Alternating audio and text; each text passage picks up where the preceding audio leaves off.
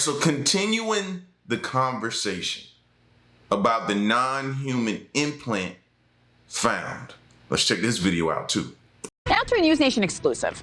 Former Pentagon official Lou Elizondo sitting down one-on-one with News Nation special correspondent Ross Coulthart in a primetime exclusive interview. As part of Friday night's bombshell special report, Elizondo, who says he ran a secretive Pentagon program, shares what he claims the government really knows about UFOs. What did you see? I saw a technical device that had been removed, excised by the Department of Veterans Affairs by a surgeon, a trained physician from a U.S. military service member who claimed to have a UAP encounter. The physician claimed that the object tried to run on him or evade being excised. So let me get this right. This object, whatever it is, it's a constructed object. It's a technological object. It's a technological object enveloped in some sort of biological capsule. The current theory is that capsule is there to fool the body. And joining me this morning is News Nation special correspondent Ross Coulthart. Ross, great to see you again. I've been excited about this interview because it's a question the human race has pondered since the dawn of time. Are we alone? And it's even crazier. Sometimes you got to pinch yourself to actually be like, yo, we're really having these conversations now. On the news, on a news station, on a news channel. We're really having these. It feels surreal, to be honest with you. What did Lou tell you? And if we are not alone, according to him, why isn't the American government sharing that with us? Well, firstly, good morning. And can I say, Lou says definitively we are not alone. In quite an extraordinary interview, the former head of the Pentagon's UFO investigation program, he goes out the gate and charges, and he's basically saying Roswell was real.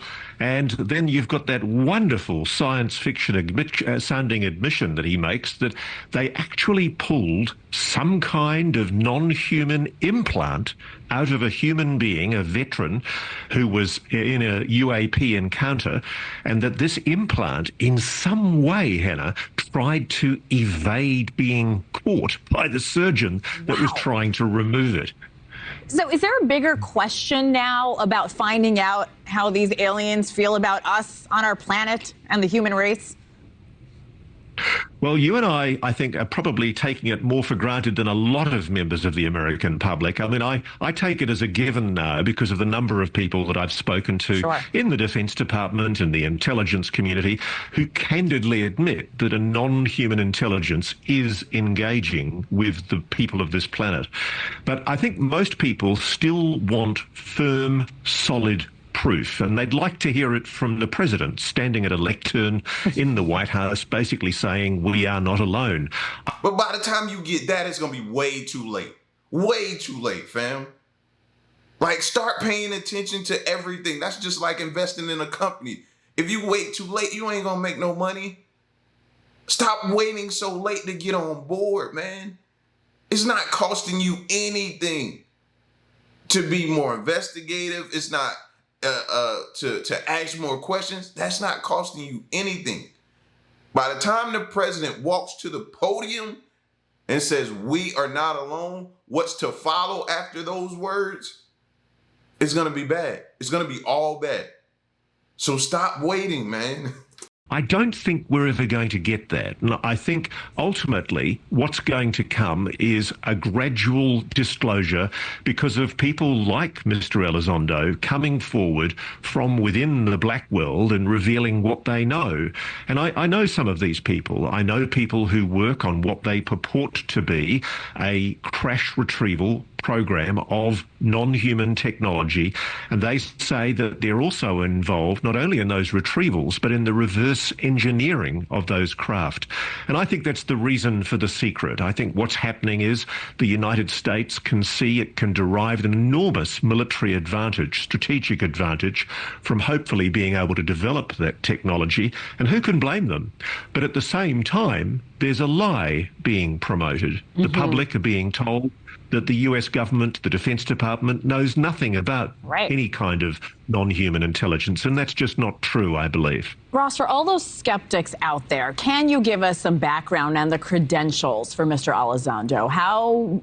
What makes his experience and his claims authentic? Mr. Elizondo was working at an extremely high level in the Pentagon with the Office of the Undersecretary for Defense Intelligence in the Defense Department when he was assigned to run the Pentagon's UFO investigation program along with other colleagues. And in the course of that investigation, it's quite clear he was briefed about things that I think the public aren't allowed to know. He's only been allowed to speak to us within a very narrowly confined publication security review that's been approved by the Defence Department, and he's been stopped from revealing quite a number of things. His new book, Imminent, actually has redactions in it, Hannah, where it's basically not allowed to disclose things that he wanted to tell the public. And so I think one of the problems that he faces, and a lot of these officials face, is that they're constrained by their security oath. They're patriots. They're not going to do anything to block the protection of US national security. In 1803, a strange vessel, unlike anything seen before, was found drifting off the coast of Japan. Inside the boat was an enigmatic woman, her features foreign, her language incomprehensible, and her origins unknown. At the time, Japan was an isolated nation, its shores rarely breached by outsiders. Wars raged within. Shoguns and daimyos rose and fell, and dynasties flourished, all while the wider world was largely oblivious. After banning nearly all foreign interactions in the early 1600s, Japan remained largely isolated from the outside world until the 1850s. Japan's isolation was so strict that any Japanese citizen who left the country and tried to return could face death. Yet, this curious event, occurring decades before Japan's doors were opened to the world, continues to puzzle scholars today. Was the vessel a product of some distant culture? Could it have been something more extraordinary, perhaps even otherworldly? A UFO?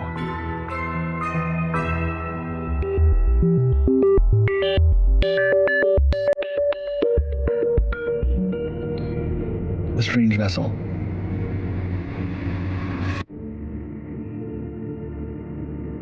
In February or March of 1803, local fishermen were going about their daily routines when they spotted an unusual vessel adrift nearby.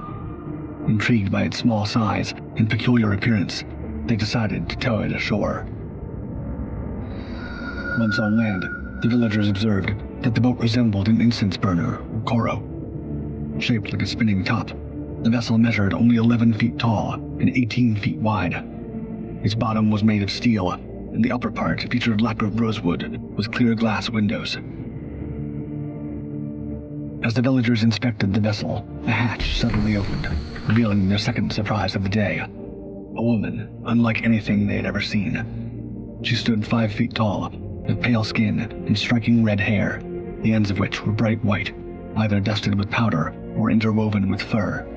Now, what does that say to y'all? Why would they appear as a woman?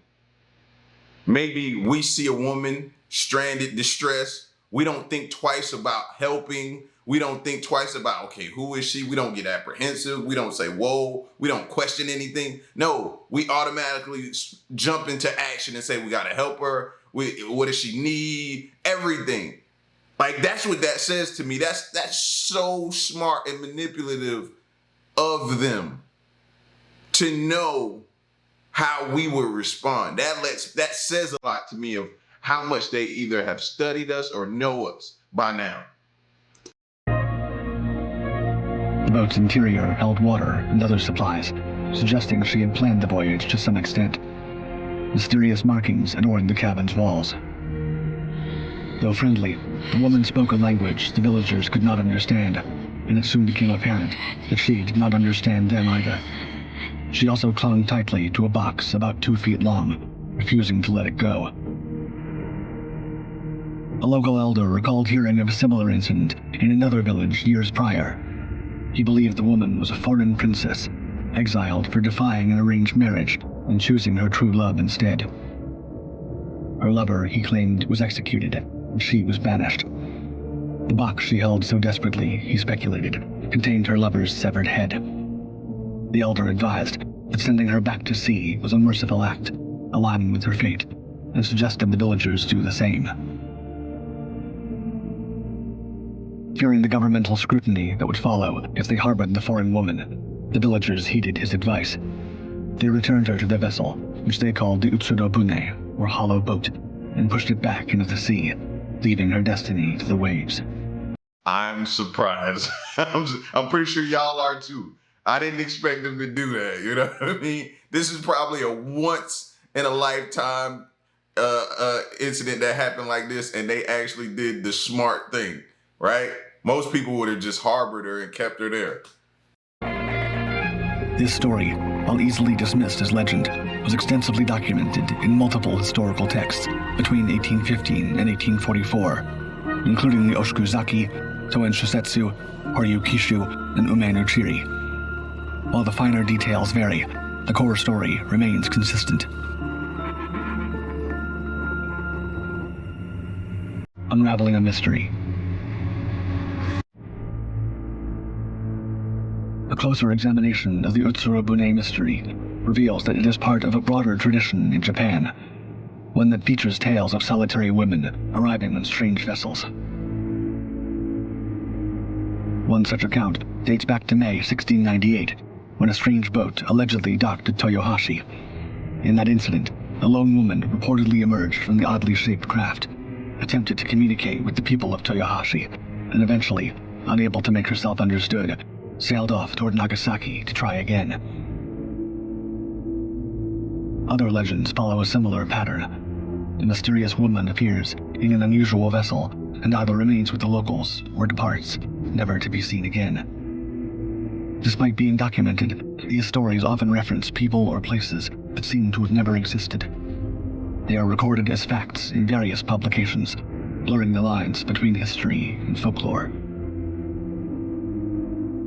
Several historical connections can be drawn between the characteristics of the Utsuro Bune legend and the wider world beyond Japan. For instance, the woman's description bears a striking resemblance to the clothing and hairstyles popular in Russia during the late 1700s.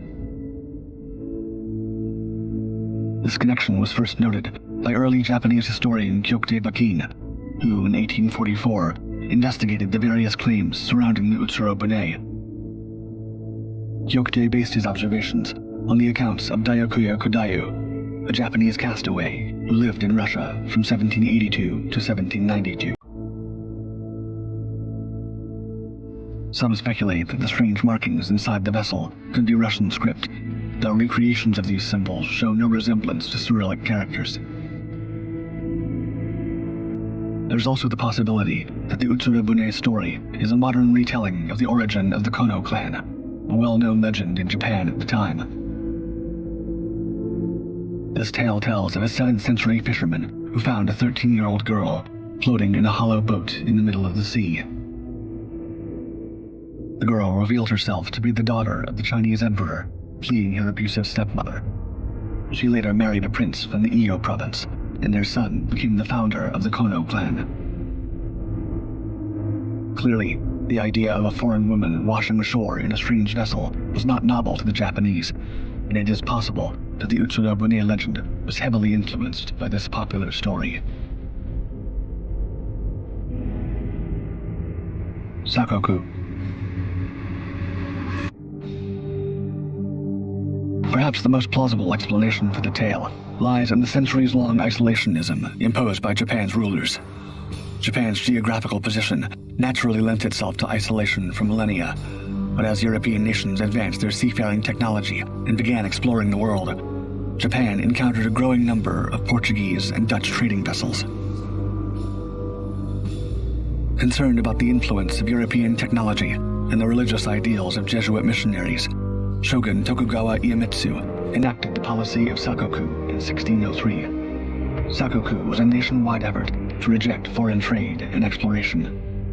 With the exception of a tightly regulated Dutch outpost on a tiny artificial island called Dejima in Nagasaki Harbor, outsiders were effectively banned from Japan.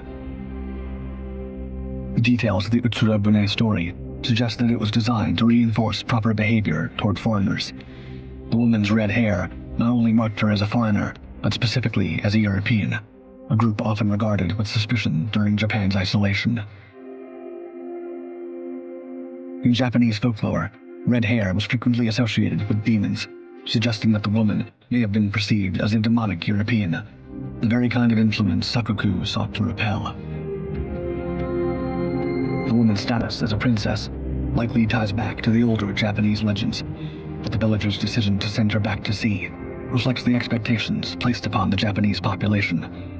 When confronted with a foreigner, especially a woman, they were to swiftly and effectively expel them from the country.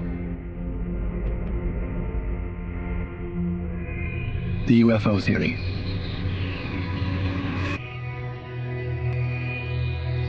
Despite the historical connections that can be drawn from the fate of the Utsuro Bune, some believe that the explanation for the story lies not in earthly traditions, but in the stars.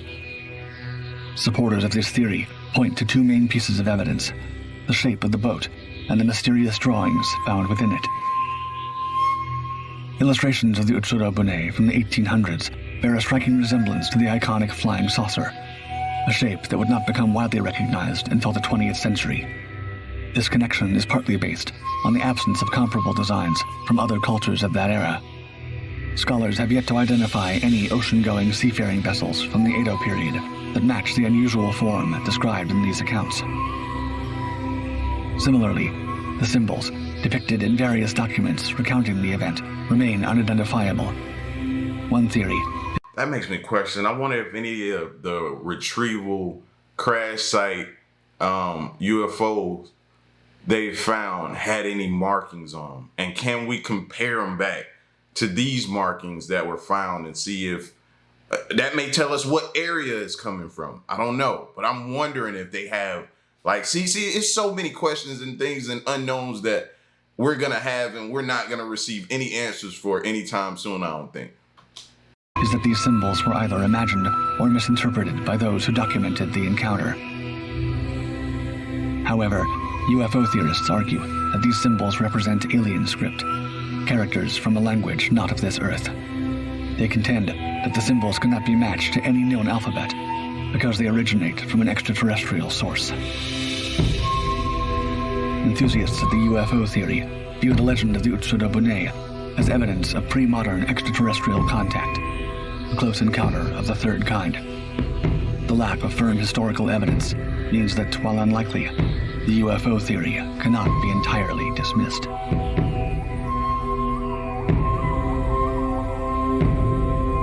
We are not alone, maybe. In an interview presented in a News Nation special report, Confessions of a UFO Hunter, News Nation special correspondent Ross Colhart spoke with Louis Elizondo, a former senior intelligence official and special agent who made international headlines when he revealed the Pentagon's secret UFO program in a bombshell New York Times story. During the special, Mr. Elizondo spoke of the government's knowledge of other life forms. Let's watch. We've been recovering spacecraft. Alien spacecraft. The United States has been involved in the recovery of objects, vehicles of unknown origin that are neither from our country or any other foreign country that we're aware of. Alien bodies, biologics.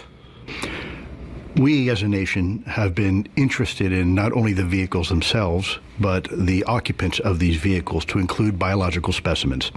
Aliens, non-human intelligences, are real, and they have been engaging with humanity.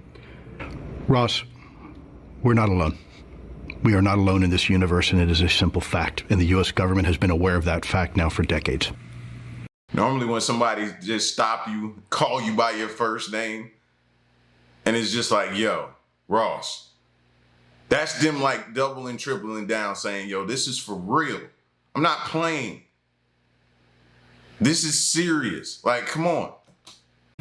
The full special airs tonight on News Nation at 9 p.m. Eastern Time. Joining us now to discuss it all is a journalist who has spent a lot of time covering UFOs at News Nation, correspondent Brian Entin. Thank you for joining us. Thanks for having me. I appreciate it. So, Brian, News Nation really started reporting on the UFO issue last year with the David Grush interview. How does this new conversation move the story forward? Yeah, well, I think we get more details from Elizondo. Our big exclusive with David Grush obviously opened up a huge can of worms. You had the hearings on Capitol Hill and all sorts of new questions about what the government really knows. But Elizondo is sort of the original whistleblower. He came forward years ago. He was actually running the program in the Pentagon that investigates UFOs, and says that he became just like so upset that they weren't taking these things seriously. He felt like he was being stonewalled, that he left his job and has now gone public with his story. And you can tell in the interview that he did with Ross, I mean, he's very, very careful about what he's saying. We saw the same thing with David Grush, is because both of them still hold these national security clearances. They had the top level clearances. They have to be careful about what they say. A lot of what they say, they have to run through the Pentagon to see if they're allowed to actually talk about it. So Elizondo is careful. You know, you can tell there's more he wants to reveal that he won't. But still, you'll see in the special tonight, it's 9:00 Eastern on News Nation. He says a lot. Yeah, our viewers know that I have a lot of skepticism of these stories precisely because of the withholding that takes place from the people who are interviewed. They say they can't explain. It's a security, it's a clearance matter, it's a legal matter. But okay, but if you were the person to reveal where the physical evidence, the physical remains of alien life is being kept, I mean, there's physical evidence to the things they're alleging, not just that lights have been seen in the skies by various people, but that there's some remains that's in a warehouse, that's in the possession of the government. Well, then my next question is always, well, where and why can't you tell me? Your reasons that you can't tell me don't seem as significant as the fact that if you did explain, this would be the most, important revelation in all of human history. And you're saying there's some technical legal reason you can't give me more? It raises my, my BS meter. Why do people respond like that? I don't understand that. Y'all don't think these people's life isn't that danger? You don't think this is gonna have more of an effect than it already has on that person? Like, y'all are way too trustworthy in this system. Like, y'all haven't seen it corrupt time and again. It's like something corrupt happens and then y'all just memory dump. To actually sit here and say why he don't come forward is mind-blowing. Like, you don't know this is going to have some blowback, serious blowback on him. Yeah, no, I get it. That's fair, Robbie. And look, I'm a skeptic too. I think it's healthy to go into these stories as a skeptic, just like you would as any other story. Elizondo, he does give more information about locations than other people that we've interviewed in the past, which was interesting. You're going to see in the special. I mean, he talks about Health and Human Services and says that they had some of these, they call them biologics. So, when you hear like they have aliens, you think like the movies and all of the little creatures that we've seen on TV, but that's not necessarily the case. I mean, he talks about the fact that some of these biologics may have come from beneath the ocean. They may not even be coming from outer space. And a biologic, it could be something as small as, like something they found on a rock. It's just something that scientists have discovered is non-human and is evidence that there's something else out there. And in terms of locations, I mean, he does give a few. I mean, he makes clear that he doesn't know where this evidence, these biologics are being held right now at the moment, but he talks about Department of Health and Human Services. And he names a couple of other U.S. agencies too. He says that they've been passed around from agency to agency over the years so that different experts, can study them, try to figure out exactly what these things are. Now, I have to say, I'm a skeptic that aliens aren't real. I think it's more likely than not that we're not alone in the universe. And there are so many people who have been whistleblowers who have risked, losing their careers, losing their security clearance over what they're telling the public because they feel it's so important. And Lou said he really stuck his neck out to share this story. He left his Pentagon job and lost his family home. Can you tell us about that? He was in the highest pay bracket for a federal employee. You know, he was making a good living. He was at the top of his field in terms of being, an intelligence officer. He was the head of the Advanced Aerospace Threat Program, which studies UFOs. But again, he says he became so frustrated with the fact that he didn't believe that the government was really letting them go far enough, and he felt like there was a cover-up going on, which is something we also heard from David Grush, that that the government, that there's a secret part of the government that knows these secrets and doesn't want them exposed. That whether that reason is national security, that's something that Elizondo talks about tonight. I mean, there's this claim that you've got different governments trying to replicate the technology of some of these UFOs for national defense, which goes back to Robbie's point. I mean, that could be one reason that it is all kept so secret still. I mean, let's not forget. I mean, you had these hearings, real hearings on Capitol Hill. Lawmakers on both sides, Democrats and Republicans, coming forward and saying we're trying to get information and we feel like we're being stonewalled. So, is it really like aliens, like I said, from the movies, and do they really have some crash craft? We don't know, but it does appear that there's something that they're keeping secret. Yeah, the government withholding information is a totally plausible aspect of this. We know that the government, for instance, knows more about the origins of COVID than they have disclosed, even when everyone in Congress and the president vote for and sign a bill saying more disclosures here. We still don't get them because there's this level of knee-jerk secrecy. So that part is totally understandable. You brought up, the flurry of hearings of congressional interest and activity that took place a few months ago as a result of a lot of the great reporting that News Nation did on this front. Was there any, where was that left off? What did anything come of that? There was, a lot of frustration on the part of the Congress members asking questions and looking into it. Was there some mandate for action that came out of it?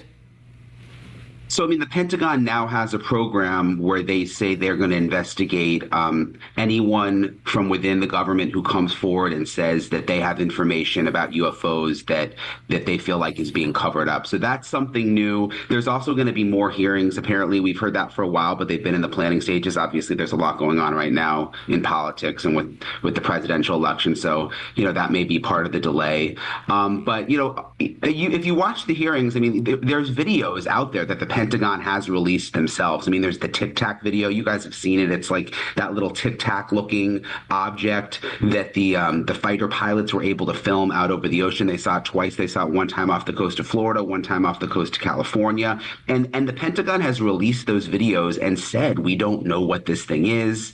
It's clearly not technology that the U.S. government has. I mean, the way that it's flying, you can tell it, it descends like 50,000 feet. I forget how many seconds. I mean, it's not something that our planes could do. So, they've released some of the videos themselves and said, we don't know what these things are. So, it's interesting when you really start to think about it. So, Brian, that interview with Lou Elizondo looks like a bombshell interview. Can you give us a preview of what else we can expect in this special tonight? Yeah, so basically, he goes through, and again, he's got the national security clearances. He has to be careful about what he can say, but he talks about the program that he was a part of. He talks about the way that he feels he was stonewalled. He talks about where he believes the crashed craft, the biologics, were held within the government. He also talks about these private companies and their role in all of this, and he names names, which a lot of other people haven't done in the past. Companies like Lockheed Martin, Boeing. What a lot of these whistleblowers say is that there's these private contracts with these companies over the years, which have helped to keep the secret and helped to keep it out of the government, the government being in full control and there being disclosure. So he talks a lot about that. And he talks about what his family has gone through since he came forward, again, losing his job and sort of, the implications of all of that. So the special is at 9 o'clock Eastern tonight, Friday night. And then we've got a live special, which I'm anchoring at 10 o'clock, where we're going to have a panel of experts to kind of go over what Elizondo said, how believable is it, that kind of thing. So it should be an interesting night. we Especially will be if you're watching. sick of politics by now. It's something you can get your mind off the DNC for one night. Yes, this is a very refreshing palate cleanser. Thank you so much, Brian, for previewing that for us. We appreciate it. Yeah, thank you, guys.